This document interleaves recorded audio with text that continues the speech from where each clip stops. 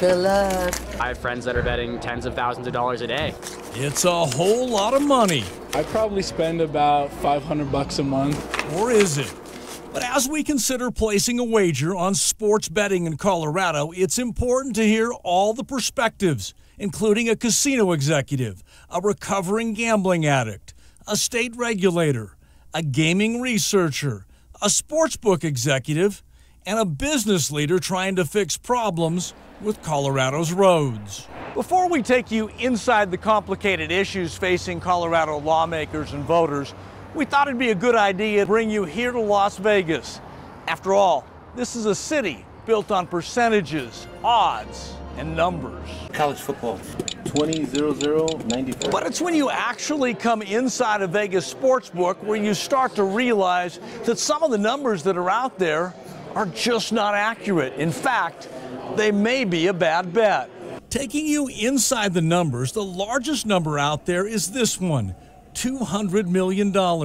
That's what some experts predict Colorado could win in annual tax revenue. I think that it can solve some problems, but I don't think it's a cure-all. Jay Cornegie graduated from Colorado State, and he is currently one of the most respected sportsbook executives in Nevada.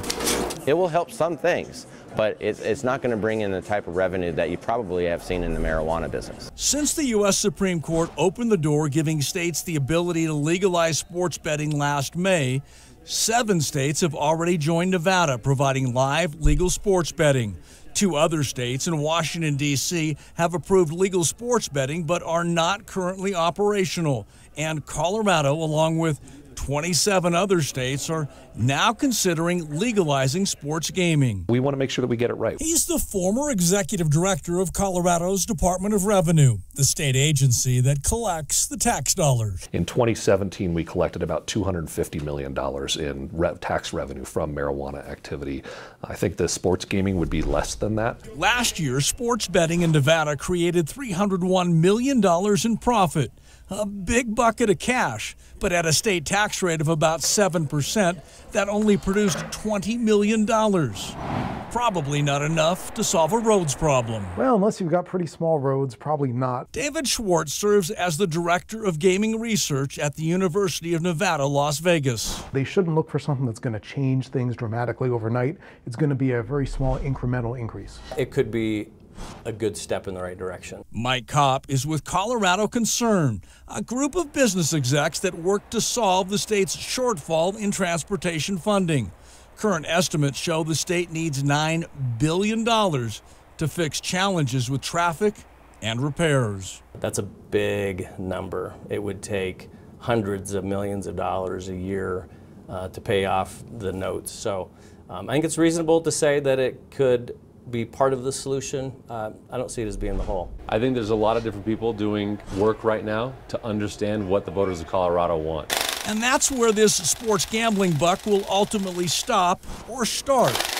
You see, because of Colorado's Tabor Amendment, voters must approve any increase in taxes. So that means this November, voters will likely decide if they want sports gambling to come to Colorado.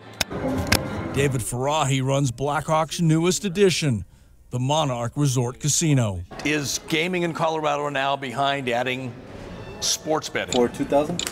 I think that the industry is interested in providing sports betting to Coloradans. The question is, do Coloradans want it? It'll have a big impact. Peggy Brown will tell you she's a recovering gambling addict, and she's now counseling others who take betting to the brink. You can't imagine the impact that it causes on families and the kids. It's horrible. It's horrible.